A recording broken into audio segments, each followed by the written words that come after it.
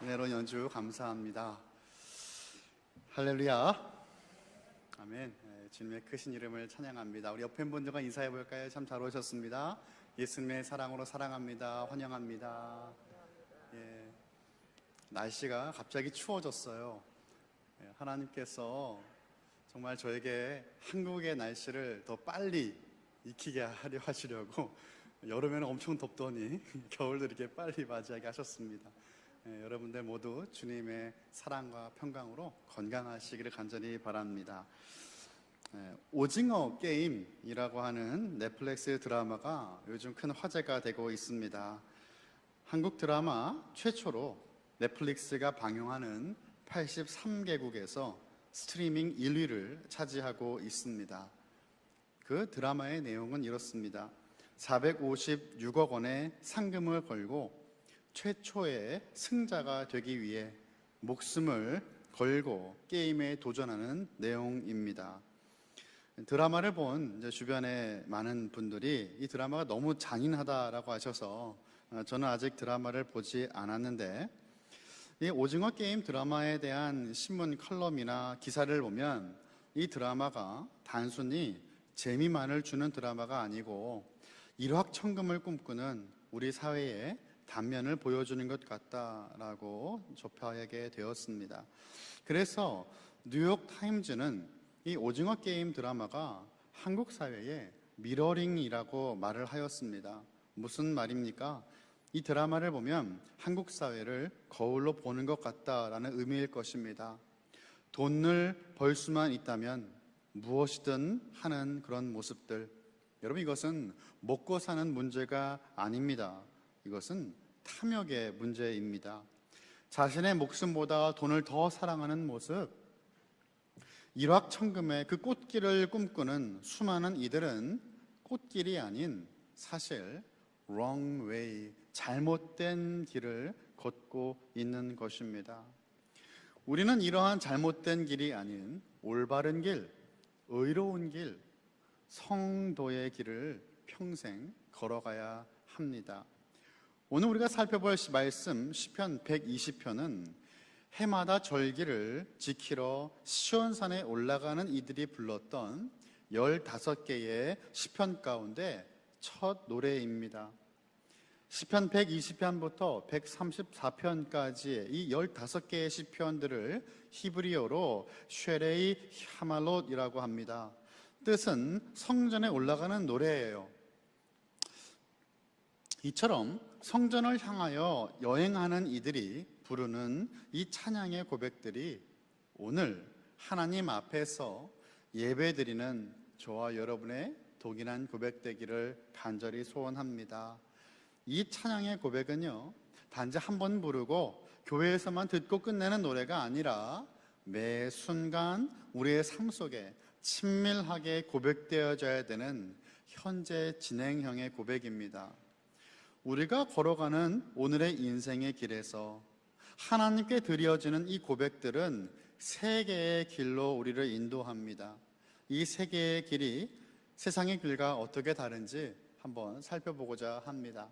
첫 번째 길은 예배의 길입니다. 예배의 길. 이스라엘 모든 남자들은요, 의무로 성전에 가서 매 절기를 지켜야 되었습니다.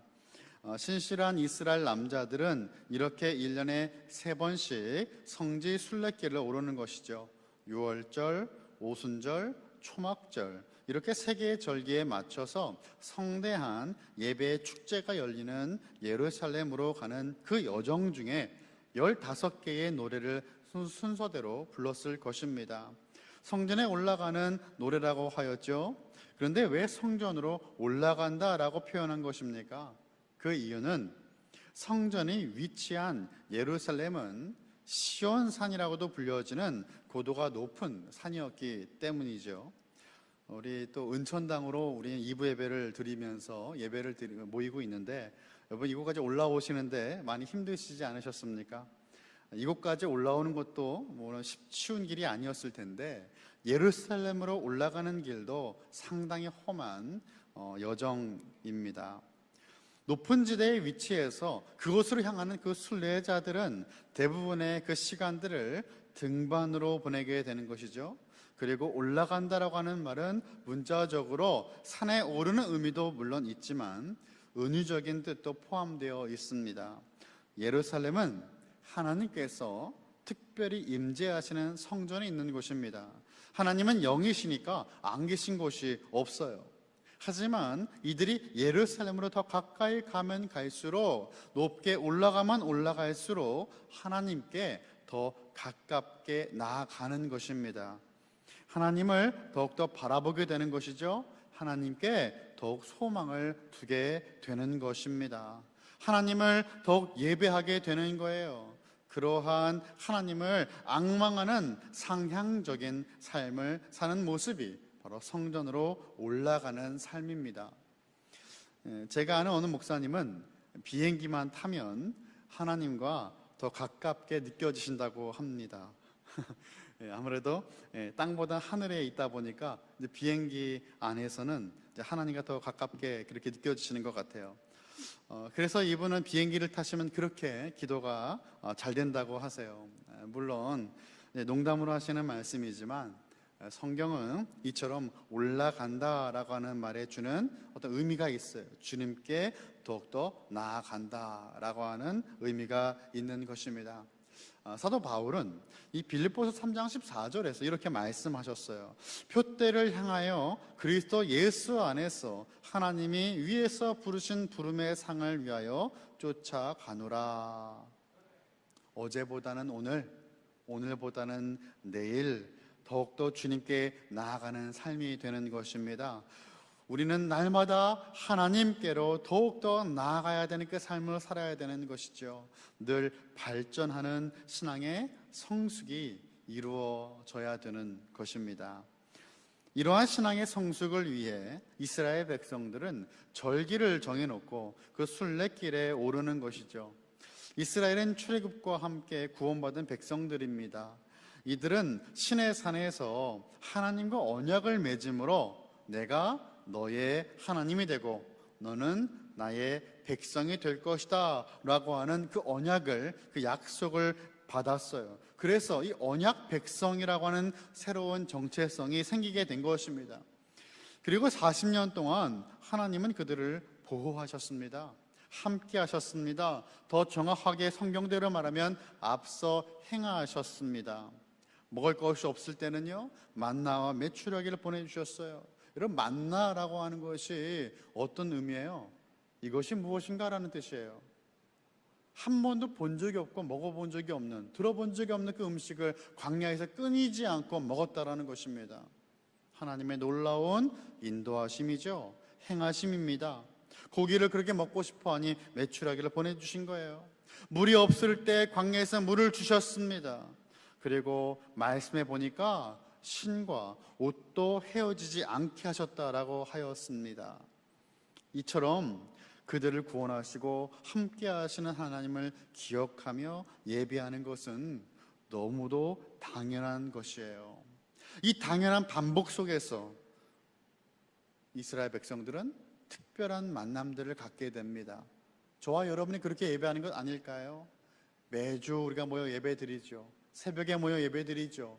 수요일 날 모여 기도드리죠. 또 금요일 날 예배드리죠. 이렇게 매번 만나 예배드리는 반복적인 예배가 왜 특별합니까? 하나님께서 특별하시기 때문이죠. 하나님의 그 특별함이 바로 나의 특별함이 되는 것입니다. 그 시간이 특별해지는 것입니다. 특별한 분과의 만남이기 때문에 예배가 특별한 것이에요. 그 특별한 분이 나를 구원하셨습니다. 그 구원의 감격이 있습니다. 그래서 우리는 매 순간순간의 예배가 특별한 것입니다. 봄이면 6월절을 맞아 하나님의 구원을 새롭게 기억하였습니다. 초여름 오순절에는 하나님의 언약 백성으로서의 헌신을 다시 다짐했습니다. 가을이 되면 초막절이 되어서 하나님의 베푸신 그 최상의 결실에 대해서 복받은 공동체로 반응을 하였습니다. 이들은 구속받은 백성이자 하나님의 계명을 지킬 의무가 있는 복받은 백성이라는 것이에요.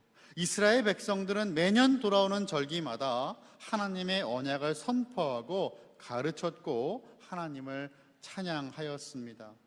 결국 그들은 절기와 절기 사이에 그 때가 되어 언약의 갱신을 위해 순례자가 되어 다시 예루살렘에 오를 때까지 매일매일 하나님의 자녀로서의 그 백성의 삶을 살아야 되는 것입니다. 어떤 삶인가요? 예배자의 삶이라는 것이죠. 하나님 나라 백성의 삶, 곧 예배자의 삶이에요. 예배 드리러 올라가서만 예배 드리는 것이 아닙니다. 예배 드리러 올라가는 그 모든 시간이 이들에게는 찬양과 함께하는 삶을 드리는 예배였다는 것입니다. 우리가 이제 2부 예배를 마치고 문을 나가서 우리의 삶의 터전으로 돌아가지 않습니까? 여러분, 우리 예배는 그때부터가 시작인 거예요.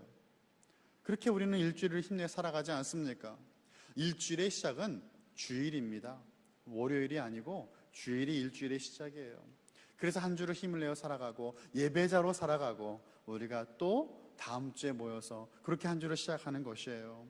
매번 매 순간순간이 바로 예배의 연속인 것입니다. 우리들이 걸어가야 될 길은 예배의 길입니다. 두 번째 길은 어떤 길일까요? 바로 구원의 길입니다. 6절과 7절을 보면 이렇습니다. 내가 화평을 미워하는 자들과 함께 오래 거주하였도다. 나는 화평을 원할지라도 내가 말할 때에 그들은 싸우려 하는도다. 아멘. 시편 기자는 평화를 원합니다.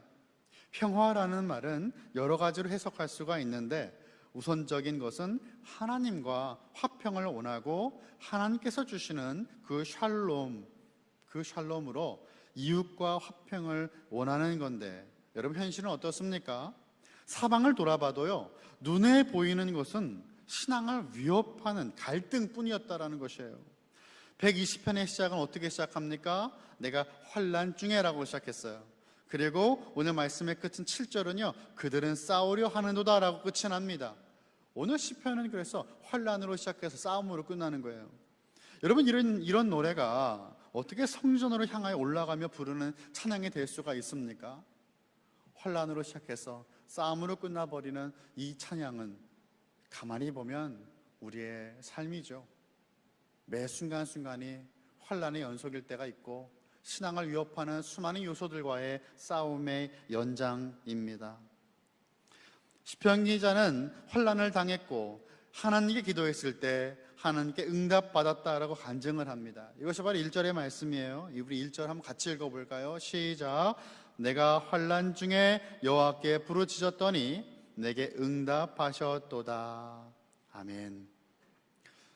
우리가 환난을 당하는 가운데 취해야 될 마땅한 행동은요, 하나님께 부르짖는 것입니다. 그냥 막 화가 나서 막 벽에 대고 소리를 지르는 것이 아니고요, 하나님께 부르짖는 것입니다. 이것은 하나님께 기도하는 것이다 이 말이죠. 우리의 인생길에 예상치 못한 어려움과 그 환난이 얼마나 많이 있습니까? 하나님께 기도할 때 하나님은 우리의 기도에 응답해 주실 것입니다. 2절이죠. 여호와여 거짓된 입술과 속이는 혀에서 내 생명을 건져 주소서라고 고백하는데, 여러분, 여호와여라고 하나님을 찾습니다. 기도는 하나님께 드리는 거예요. 하나님께 드리는 겁니다. 내 안에는 답이 없어요. 해결할 수 있는 능력도 내 안에는 없습니다. 거짓된 입술과 속이는 혀로부터 벗어날 수 있는 방법, 그 길이 없어요.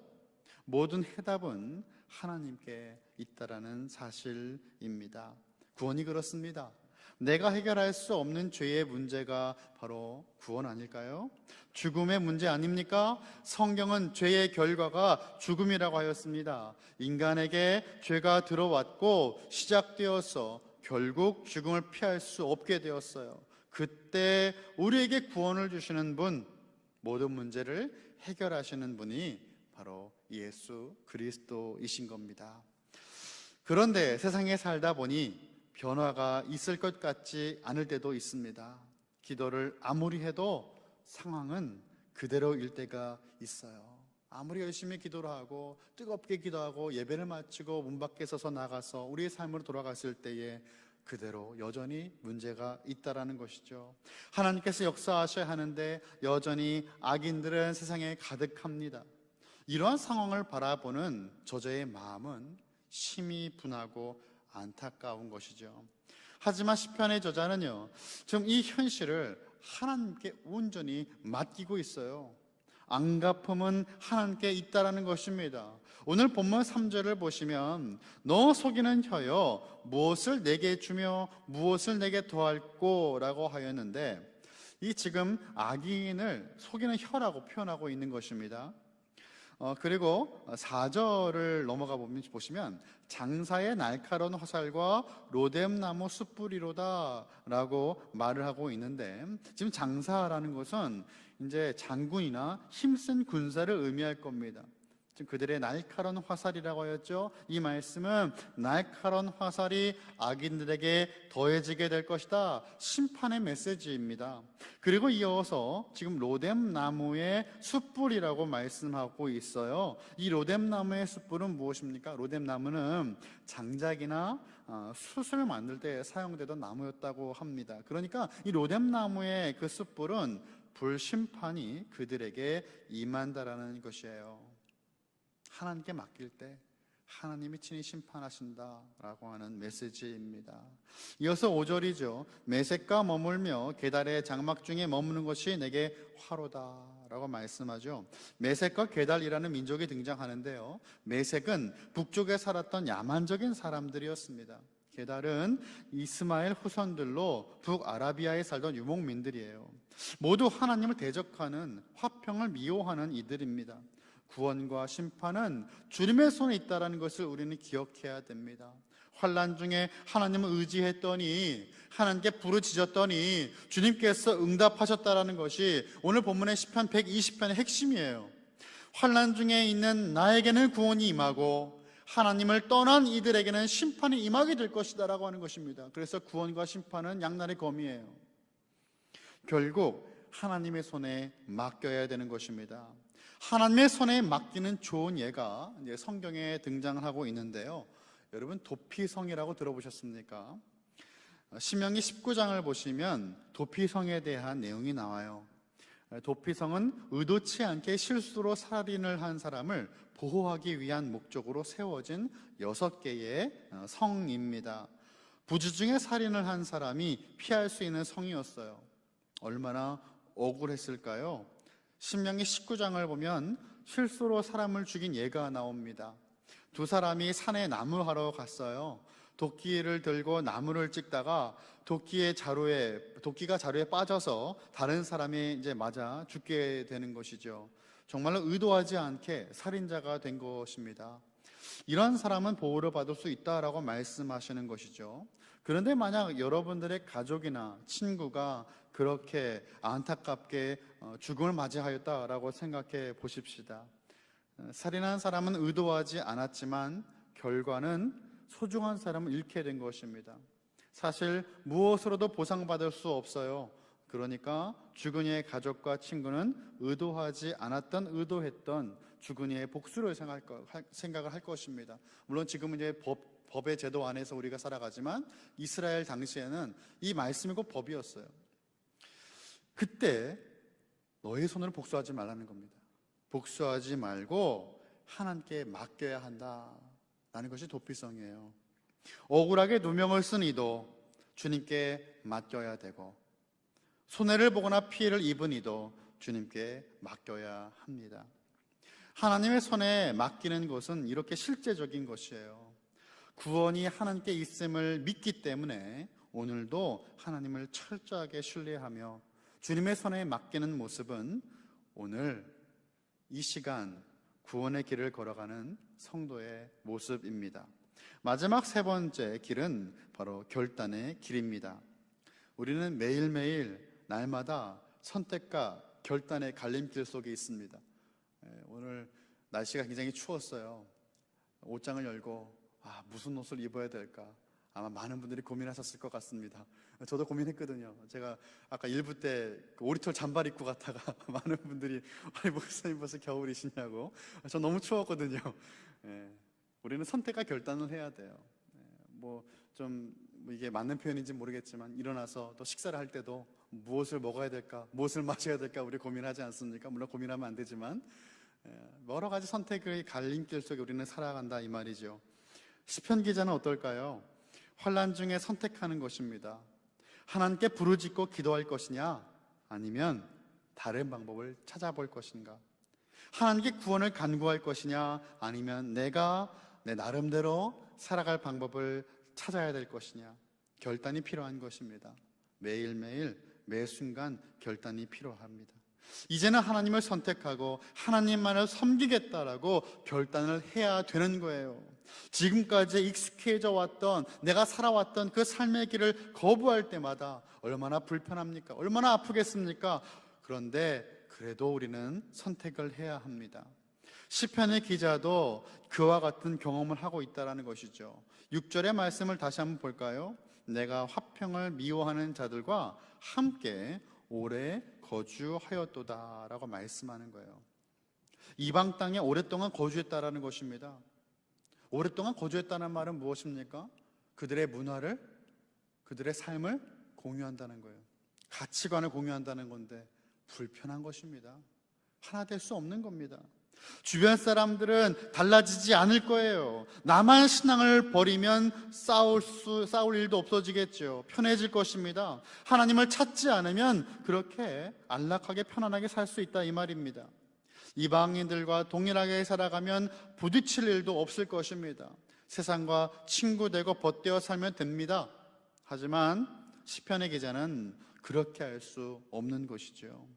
지금 당장 내 눈에는 그 삶이 편해 보여도 하나님은 살아계신 분이에요.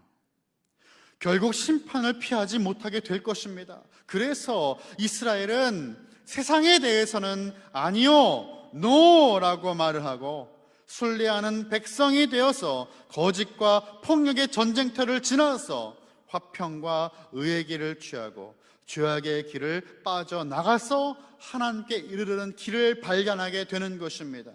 그 길을 오늘도 선택하고 결단하는 거예요. 여호수아도 자기와 같이 요단을 건너서 가나안을 정복한 이스라엘 백성들을 모아놓고 그들에게 결단을 요구하였습니다. 여호수아서 24장 15절의 말씀이에요. 만일 여호와를 섬기는 것이 너에게 좋지 않게 보이거든 너희 조상들이 강 저쪽에서 섬기던 신들이든지 또는 너희가 거주하는 땅에 있는 아모리 족속의 신들이든지 너희가 섬길 자를 오늘 택하라. 오직 나와 내 집은 여호와를 섬기겠노라 하니. 신앙에 대한 철저한 결단을 요구하고 있습니다. 오늘 택하라.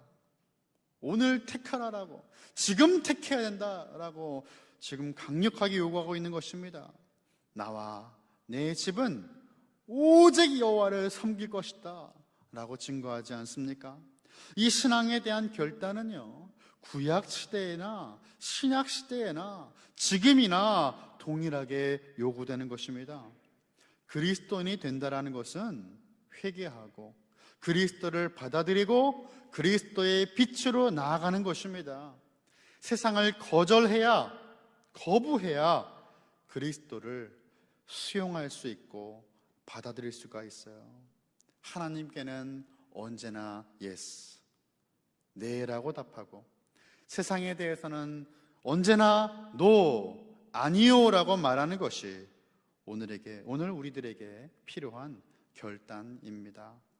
우리는 오늘도 선택을 해야 하는 것이죠. 말씀을 마칩니다. 사랑하는 성도 여러분, 여러분은 어떤 길을 걷고 계십니까? 평안한 길을 찾고 계십니까? 안전한 노후가 보장된 길을 걷고 계십니까?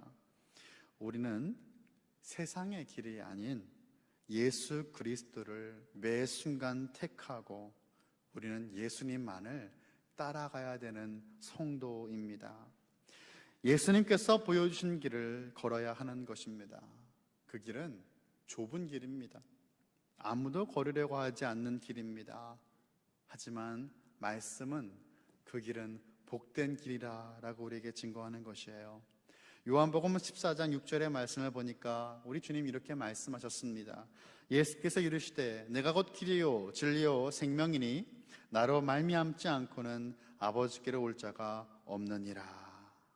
길이요 진리요 생명이신 예수 그리스도. 이 말씀을 영어로 보면 The way, the truth, the life. 다른 길은 없다. 다른 진리는 없고 다른 생명은 없다는 것이에요. 오직 길이요 진리요 생명이신 예수 그리스도를 예배하며 그분을 믿고 동행하여 구원을 얻고 오늘도 그분만 순종하는, 그분께만 순종하는, 그분의 길을 함께 걷겠노라 결단하는 저와 여러분, 우리 모든 칼빈의 권속들이 다 되시기를 예수 그리스도 이름으로 간절히 축원합니다. 기도하겠습니다. 사랑하는 하나님 아버지, 선포된 주의 말씀을 기억하며 세상의 길과는 다른 길, 구별된 길인 예배의 길, 구원의 길, 결단의 길을 기쁨으로 걷는 주의 모든 백성들, 갈빈교회 모든 성도들 다 되게 하여 주시옵소서. 감사드리며 우리를 구원하신 예수님의 이름으로 기도하옵나이다. 아멘.